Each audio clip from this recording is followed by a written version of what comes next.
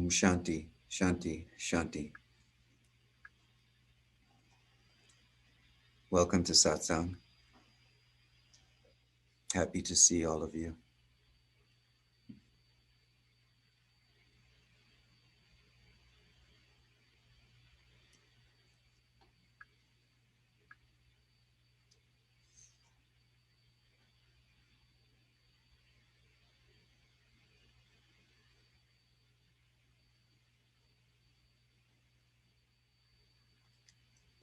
So this morning there are a couple of email questions. So I will read them to you and we'll see if we can start that way. Please let me know if you have any difficulty hearing me.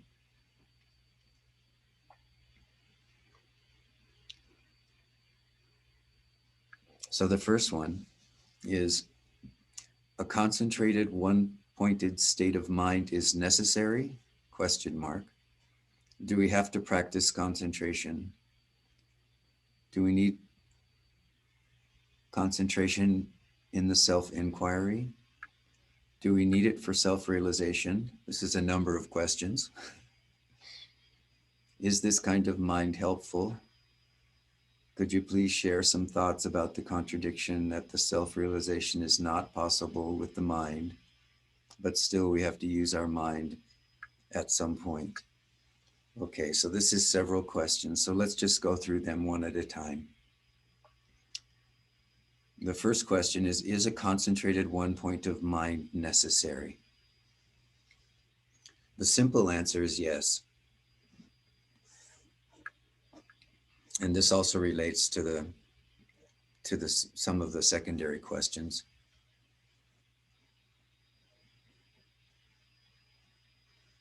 The reason I say yes is because without some discipline in the mind, the ability to keep the mind one-pointed in some way,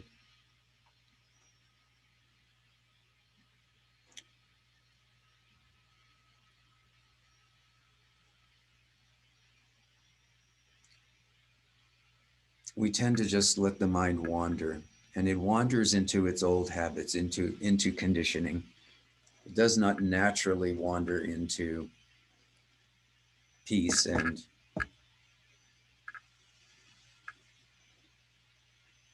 stillness.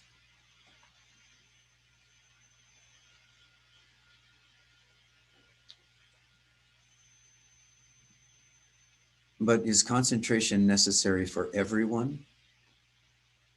No, not necessarily. Some people, this is true often of people who have background in some sort of concentration training, whether it be music or some complex discipline of some sort, mathematics. Sometimes these individuals don't need to spend much time with concentration because they already have a developed or cultivated a concentration in the mind throughout their lives.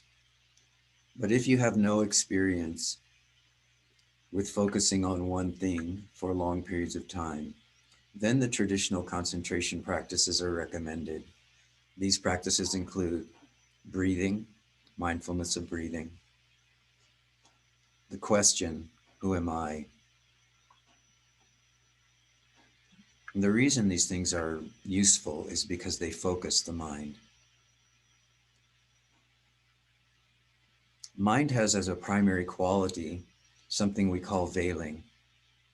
So what this is referring to is there's a tendency when the mind is followed habitually for there to be a quality of veiling which drops in front of the recognition of the self. And this is because the attention has moved out and has a tendency, a conditioned habit, to move out into the objects in front of it. So we're more interested in the pain in our knee, or the thoughts in our mind, or the activities, the sound that are going on, the sound that's going on outside. In other words, we're not able to just stop and to be here now in the recognition, I am aware. So in this case, concentration is necessary and important. And so we develop some sort of a concentration tool, the inquiry itself, who am I, or am I aware? Or we just simply sit and breathe and place our attention gently on the body, on some aspect of the body, but the breath is a good one because the breath goes on automatically. So if we keep bringing the attention back to the breath, soon enough the mind will slow down. So in this case, then concentration is useful for us, gives us the space, if you will, to move into the natural space of awakened being and fall into that.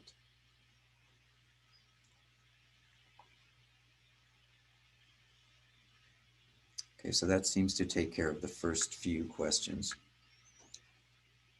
An important question, do we need it, meaning concentration, for self-realization? The simple answer is no, but some explanation might be important here.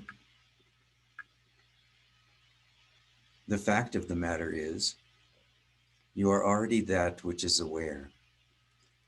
So some would say you are already self-realized. If you know in this moment, I am here, I exist.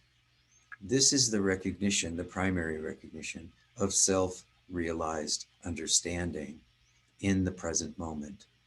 If you know I am here, now you can rest in this self-aware, this self-realized state and allow everything to come and go and eventually come to know yourself as being, consciousness, and bliss.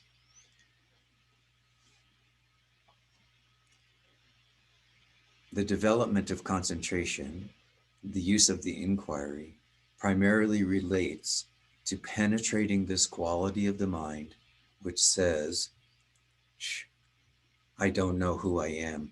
This veil falls.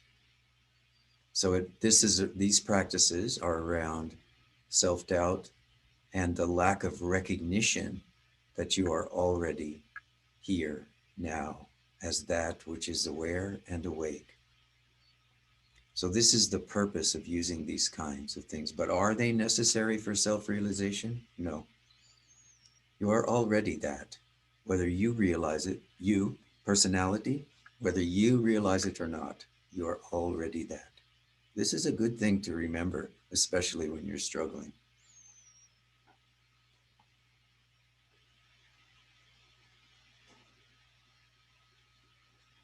Could you please share some thoughts about the contradiction that self-realization is not possible with the mind, but still we have to use our mind?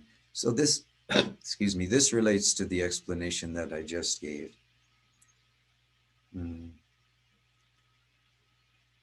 It does seem like a contradiction, but many of you have already noticed that there are lots of contradictions in spiritual life.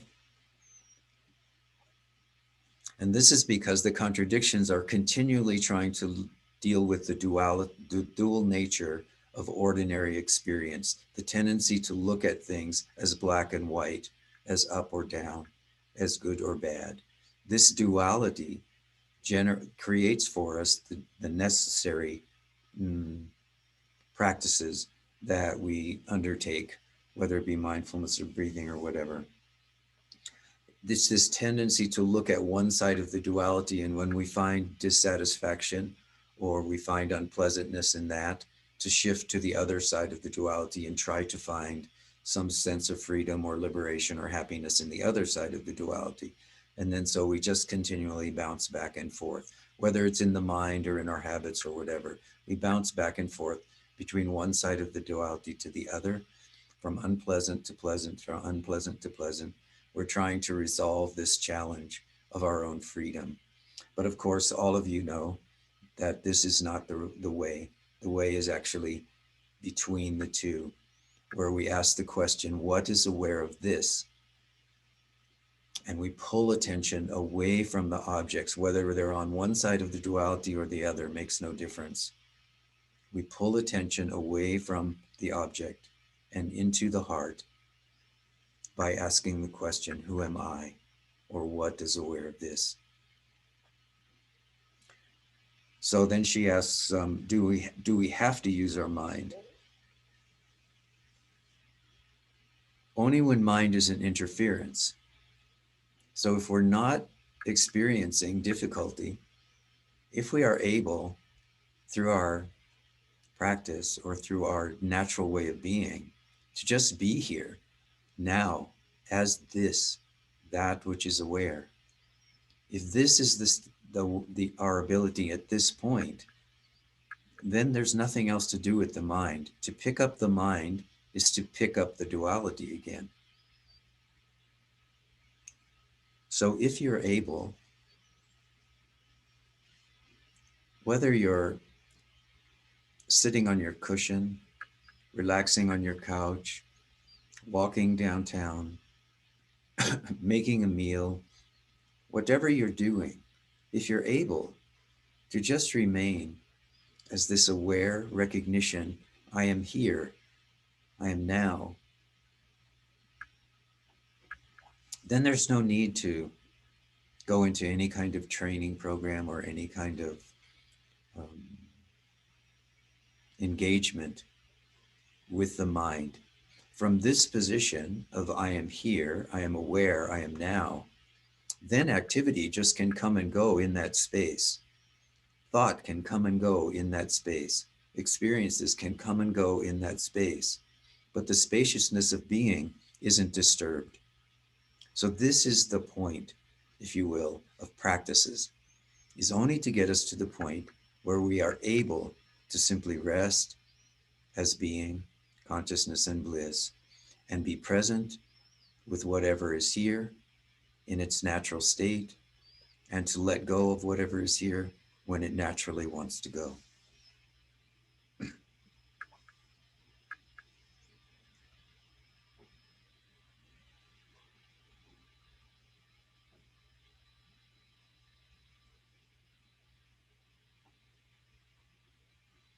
Okay, I'm going to wait on this next question. I need to get some more clarity on that from the questioner.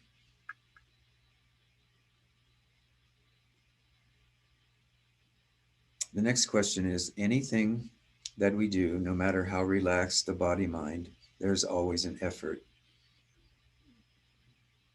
Even the atma-vitchara, the inquiry, and asking the question, is a doing.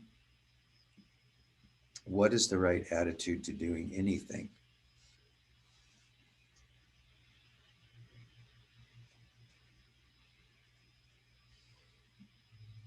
So the first part of this comment or question is a comment. Anything that we do, no matter how relaxed in the body or mind, there is always an effort. And so the first thing I want to ask you to consider is effort something which is going on naturally all the time? And I do recognize, we all recognize, that there can be this impression on the mind that effort is going on all the time. But I want to emphasize that that impression is just an impression in the mind. In the natural state of being, consciousness and bliss, your natural state, where is the necessity for effort? So effort, in some ways, it can be said, is a state of mind, not a state of being. So I would encourage you, if this is your impression, that effort is ongoing all the time continuously, I would suggest to you that you could penetrate more deeply into your experience, through your experience, and by asking the question, what is aware here? Or what is aware of this? The reason I say this is because if the impression is that effort is here and it's ongoing all the time, what is watching that? What somehow knows that? You see, there is something which is not involved with the effort, which is watching that and which can name that and can ask this question.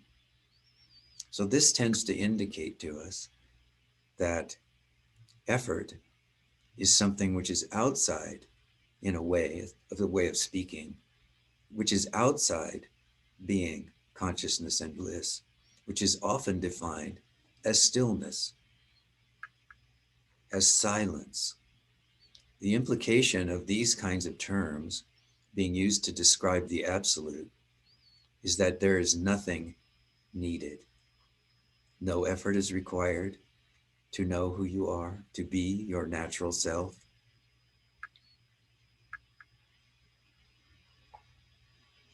So just contemplate these things. When the mind is telling you that anything is essential, chances are it isn't. This is the mind's game and the mind's story to keep you engaged in the activity and the interests of the mind and the ego.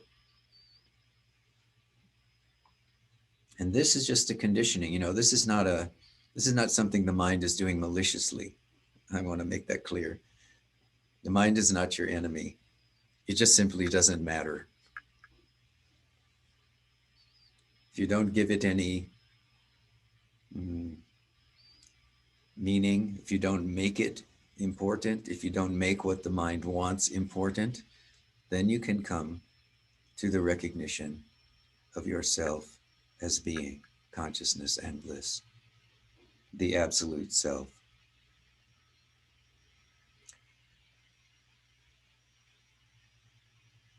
And then the secondary part of this question is, what is the right attitude to doing anything?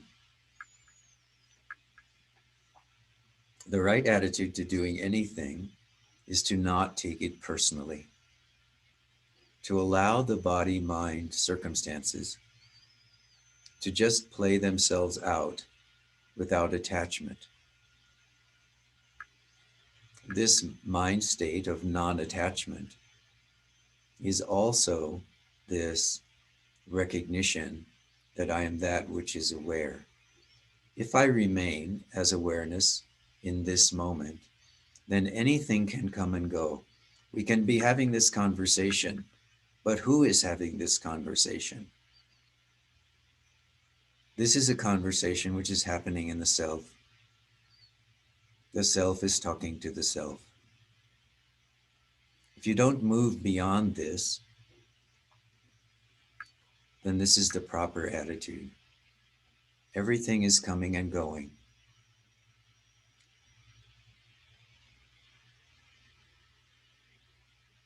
All phenomenon, all activity in the mind, body, and world are coming and going. They are impermanent.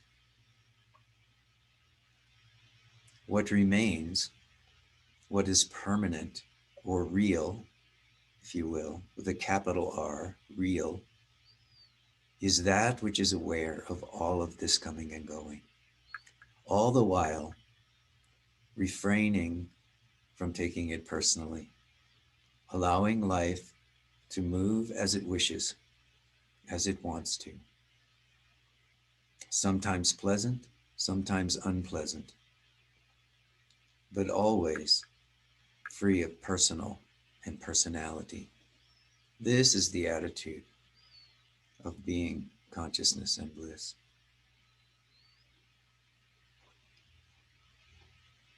So whenever you find yourself becoming very, very engrossed or involved in some story in your mind about what you think is happening, if you come to this recognition, I am aware of this, I am that which is aware of this, there's a separation or a space, I don't want to say separation really, a space that opens up so that you don't dive further into whatever the experience is until you finally come to believe that what is impermanent and changing is real. Because what is impermanent and changing, obviously, if you look at it very carefully, is not real. It's constantly moving, changing, shifting, becoming one thing, becoming another thing. This is happening continuously in the mind and in the experience.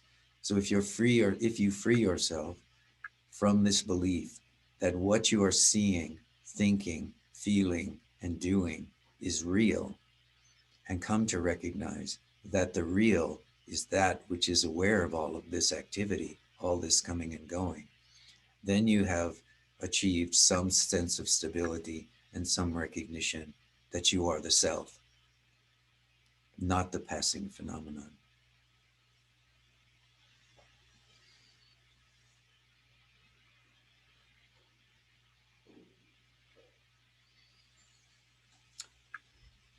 The next question.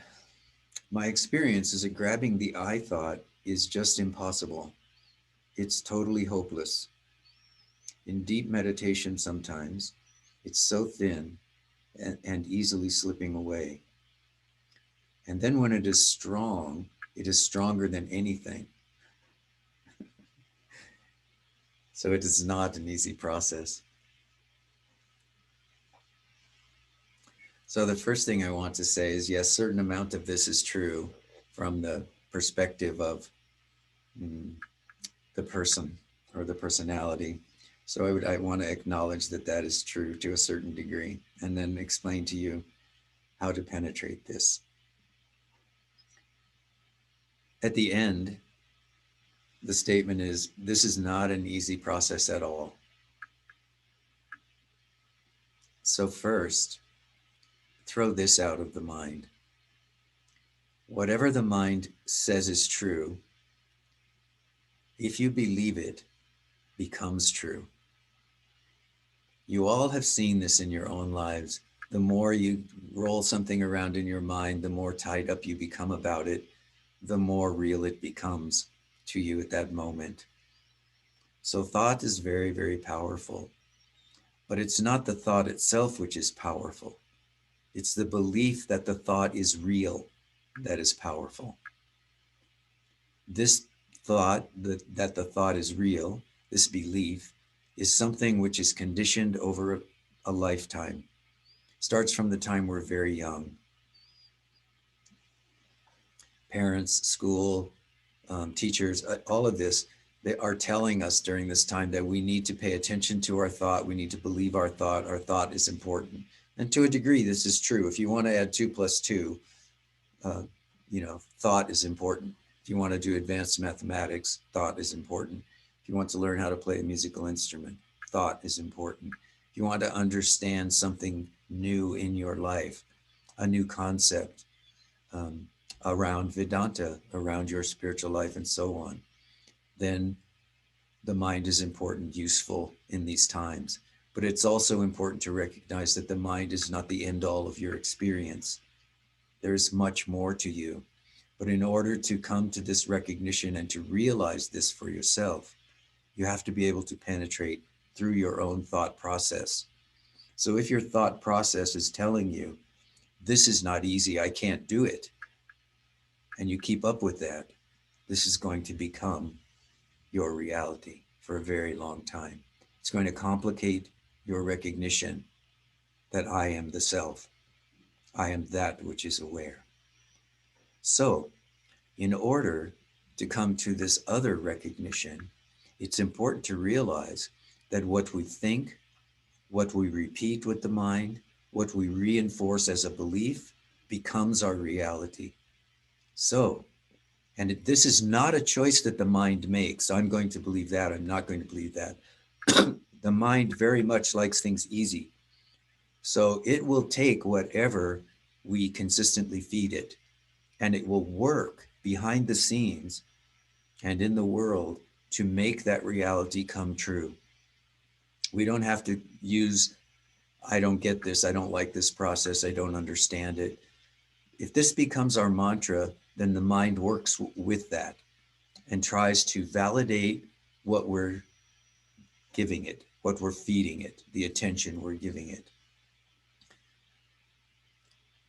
The good news is that if we meet, I don't understand this, I can't do this, with I am the self, I am that which is here, now, in this natural state of being, consciousness, and bliss, the mind picks this up, and in the background of our experience is working then all the time to help bring about this recognition, I am that. So we're using the same tendency in the mind, which before has told us, I cannot, I don't understand, I cannot do this. We're using the very same tendency of conditioning and the habitual nature of mind to say, no matter what I see in my mind, in my emotions, in my body, or in the world, no matter what I see, I know I am that which is aware of this, looking at all of the objects. And when we take this up as a recognition of who I am, the mind supports that and begins to show us the places in which we can see the natural recognition of the self in our everyday experience, in our thoughts, deeds, actions.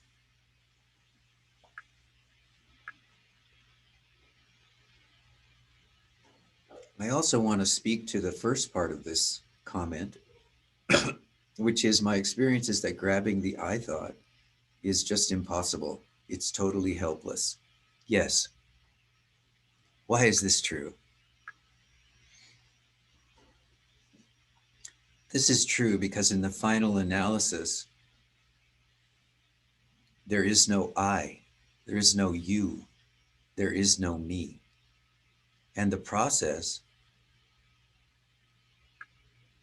in some way, of looking toward this I, looking toward the source, which is the purpose of the question, who am I, is to understand that this I, when it's searched for throughout the body, throughout the mind, throughout the conditioning, throughout the emotions, that this I, in the final analysis, it doesn't exist.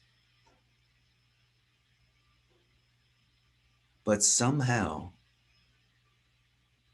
as we ask this question, who am I? What begins to happen is there's a gentle turning away from the various objects in experience, body, mind, or world, toward what we are experiencing as I. In this turning away from the objects and toward the I, there is this experience that she is having. So lots of support for this, to know that you're going in the right direction. My experience is that grabbing the I thought is just impossible. Yes, absolutely. But continue turning away from the objects, looking toward the I, not because you will discover this I somewhere in your knee or in your head or in your heart, in the body, but because you will discover that this I does not exist. Not the concept of I, that does not exist. What does exist is that which is before even I. And this is the recognition that there is awareness here now, before this I. Even if I never shows up again, even if I never experience another thing in all of my physical life, which I grab onto and say, this is me, this is who I am. Doesn't matter whether it's male, female, whether it's spiritual, not spiritual, whether it's awakened, not awakened, whether it's enlightened, not enlightened. If there is no I arising, is there awareness still here? This is the question to ask yourself. You'll come to realize rather quickly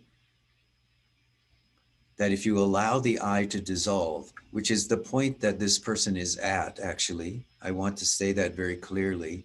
If you cannot be grabbing the I, then let the I dissolve. Don't be interested in reinforcing the I. This is how conditioning works. Reinforces the sense of me, the sense of mine. This belongs to me. I am this body. I am these thoughts. I am these emotions. As soon as you stop with the I reference to those experiences, the possibility exists in the spaciousness of your own awareness or of awareness itself, that you'll realize that that I, you can't grab onto it because it doesn't exist. So just continue. Notice when you turn toward I and there's a frustration that you can't grab it. Fine. Still asking the question, and now what is aware of this frustration? Something is aware of this frustration. This cannot be I because I cannot find I. I keep looking everywhere. I cannot find I. I can't grab it. I can't make it solid. And yet, even without this sense of I, even without the recognition that I exist, there still is this awareness which is here. There still is this recognition that something, not a thing, but something is aware here. What is that?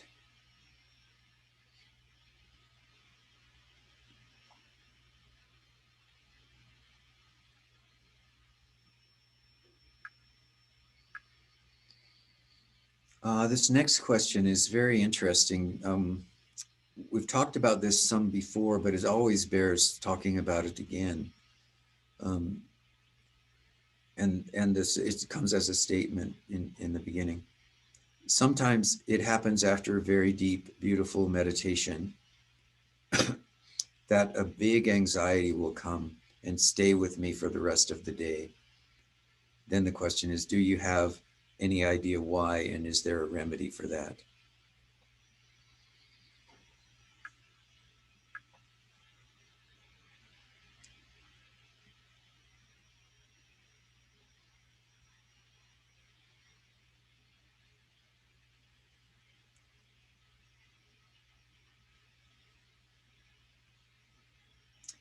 Many people have had the experience of this kind of anxiety, which can follow a very deep moment or a period of time when the mind is subsides into the recognition, I am aware. And then, as this person says, this can be followed by a burst of anxiety or uncertainty that can last for a period of time afterwards.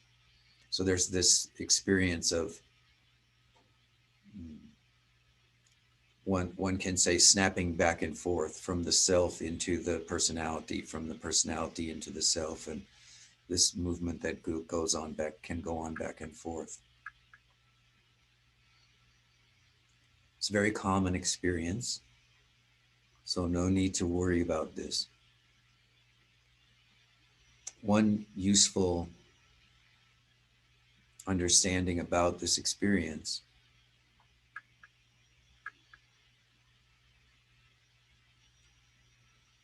is that as we grow and we learn in our lives, the things which are unpleasant or challenging to us, as memories, we tend to push them into the background.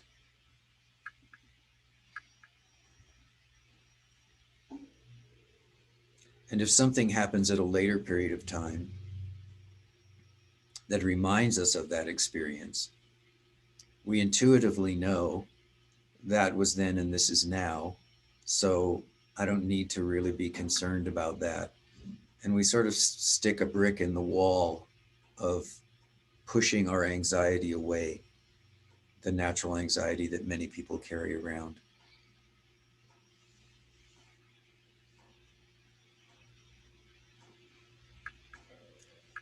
One of the things that is true about falling into the deep state of being is that we are momentarily penetrating through all of our walls, all of the ways in which we protect and defend this belief in me, in mine. We support it, we uphold it, we try to get it reinforced by our experience. When we come into this state of natural being, or move closer to this recognition of the self, we necessarily drop very easily all of these walls, all of this defensiveness. If we do have a period of time where that experience is quite deep or quite profound, it can be relatively rapidly that the anxieties and so on, which we've pushed down for a long time, can suddenly come up. And they can come up not necessarily in relation to some distant memory, just as a general state or diffused state of anxiety. And it can be very uncomfortable. So she asked, what is the remedy for this? First of all, acknowledge it. And by acknowledging it, I don't mean make it a problem. Oh, this is anxiety. This feels terrible. I have to do something about this. I better go back into meditation. I better force myself into some way of getting rid of this. What I mean is to just acknowledge it. Ah, this is anxiety. Followed by the question, who or what is aware of this anxiety? Because you see, the being which was present, the beingness which was present before the anxiety arose, is still there behind the screen, the veil of what is now rising in the mind as anxiety. But we have to acknowledge that the anxiety is there, and we may have to sit in it for a while. We may have to stand in it with the recognition that something is aware of this anxiety, and asking the question, who is this? What is this? What is aware here? This is the remedy for it. If you go into it and you play with it throughout the day, and you reinforce the difficulty or the problematic belief that this is a problem right now, you lose sight of the beingness which you are. Why? Because you're no longer resting as that which is aware. Now you are playing in the field of mind.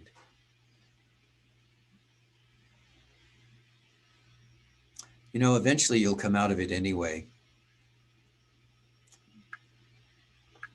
But if you want to come out of it without being sucked too far into it, then engage the inquiry. What is aware of this?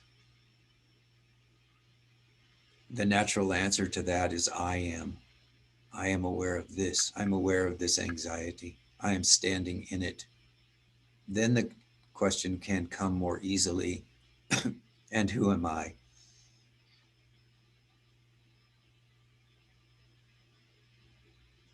In some cases, this will undercut it right away, especially as you go through this, as you mature in this practice and you build a strong foundation in the inquiry, you can undercut these false beliefs more quickly. But until you have that firm stability, this firm recognition, I am the self, until this is your, this is the way that you realize you, this is the way that you relate to yourself, no matter what is visible to you, no matter what your experience. Until that happens, then you just keep looking deeply into the nature of your own experience with the question, who am I, or what is aware?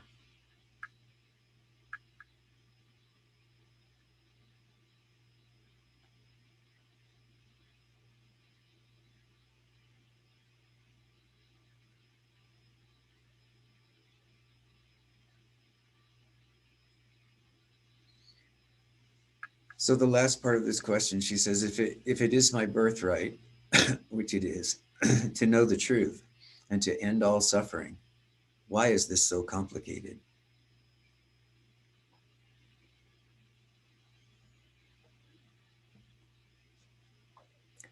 So the appearance is that it's complicated.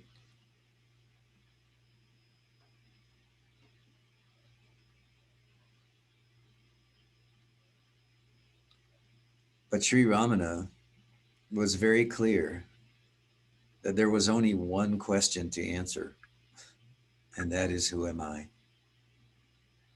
So what's being pointed to is that the natural state of being, consciousness, bliss, is quite simple. And it can be accessed, it can be opened up to through the question, who am I? Everything else, all that appears complicated,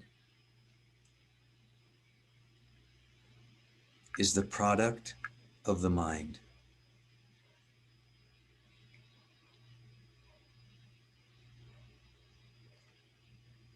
So we have all of these practices which seem to reinforce that there is a mind, but in fact are all geared toward showing us that there really is no mind that we need to be overly concerned with.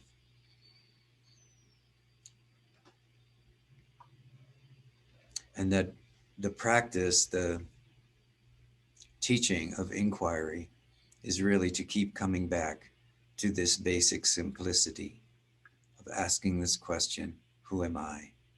Or what is aware here, now?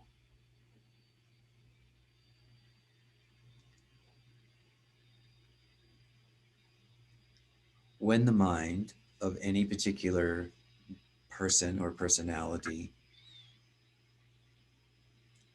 tends toward complexity, it's very hard for that particular mind to understand that it's generating the complexity itself. But it's well worth the effort.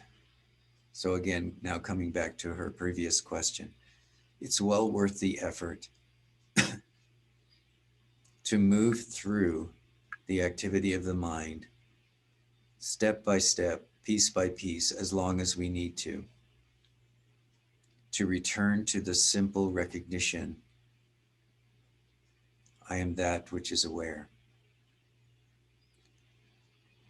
The complexity of the mind and our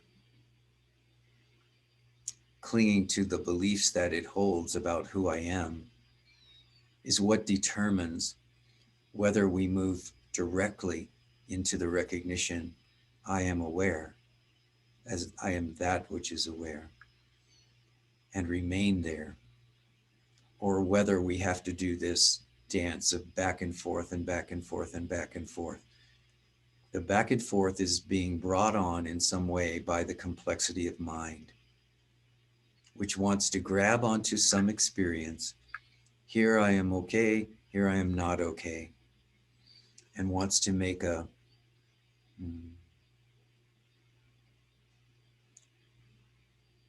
this mind wants to define who you are through its own belief structures.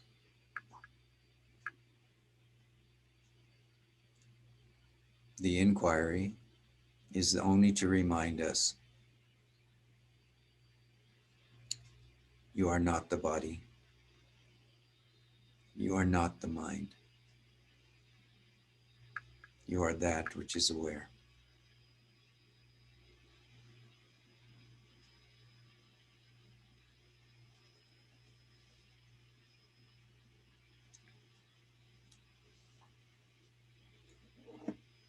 All right.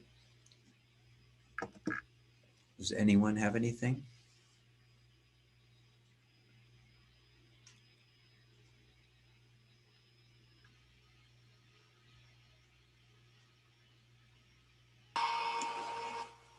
Hello, James. Hello, Rishi. This is probably a version of a question I've asked you before, but it's something I keep kind of cycling back around. And it has to do with feeling as distinct from feelings. And just as if we sort of trace the mind back, so to speak, we find consciousness. If we trace feelings back, we find pure feeling, which is kind of felt as bliss and or love. And I'm just wondering, the Advaita teachings tend to very much focus on, obviously, inquiry, which is sort of using a higher capacity of the mind to point itself back at its source. But I'm wondering how you see the role of feeling, because it seems like also just to the degree the feeling part of the being is fully open, or as open as it can be in the moment, but that also kind of releases you into a greater depth, and would seem to relate to the Ananda part of Satchitananda. Yes. So yes, this feeling, this bliss feeling that you mentioned is very important and significant in the recognition of the self, because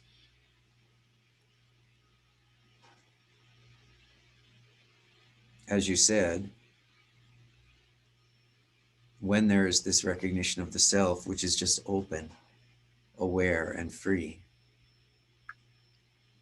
this feeling state of love just flows like a river naturally out into all experience. And feeling is important for another reason. If you try to engage the inquiry strictly from the position of mind, mind has these very, very subtle barriers that it keeps throwing up. This, in a way, is what I've been talking about this morning with these questions, is these are the barriers, the veils that mind throws up. And it does this in a very, very subtle ways. Initially, the ways are quite gross based in our gross conditioning. But as we go more and more deeply into the recognition, who am I? I am that which is aware. These veils become thinner and thinner and thinner. This is one of the fruits of the practice. But they also become harder and harder to see at that time. This is why the nonverbal instruction around the inquiry relates to tapping into the feeling state, I exist. The mind can tell you, I exist, I exist, I exist. And you can feel absolutely nothing in the rest of your experience because it's all happening here in the mind. But as soon as you begin to move the attention, if you will, again, we're using words here, but try to grasp the idea, not the words. The attention can quite naturally be brought from the mind, from the thinking about things, to be placed in the heart with the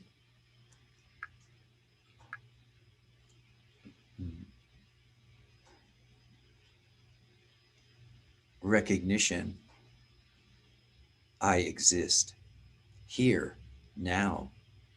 Not I exist in some amorphous mental way, but this actual feeling, I am here in space. This body is here, this mind is here. All of this is here now. This experience is here. The sun is shining, the trees are blooming, the cars are driving by. All of this can be experienced within the direct perception, I exist. And the final recognition, if you will, is not this reinforced thought that I exist. The final recognition is all of this. All of this is that. And of course, in the tradition of Advaita,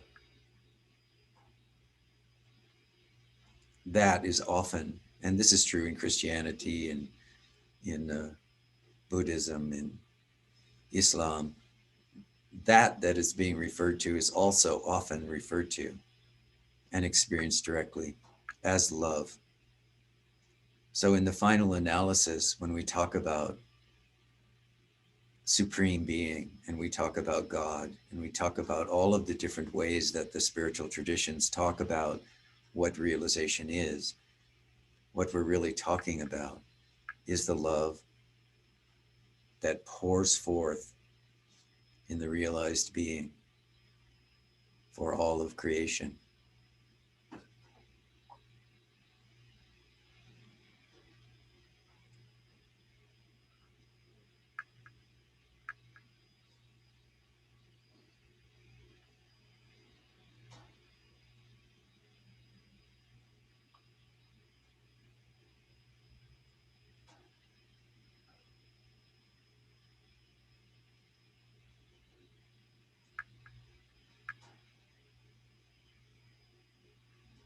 Anyone else?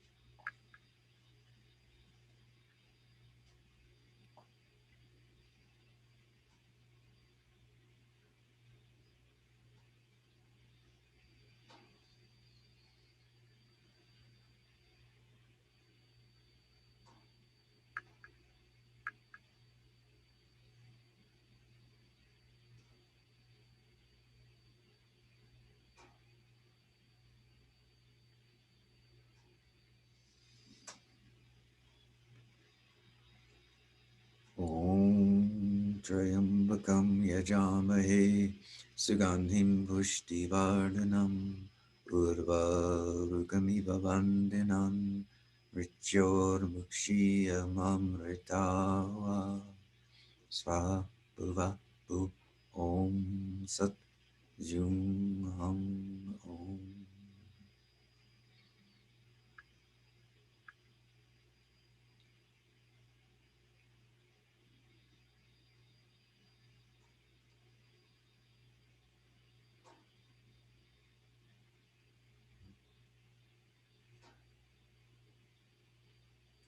Thank you all for being here. Be well and happy. May you come to liberation here and now.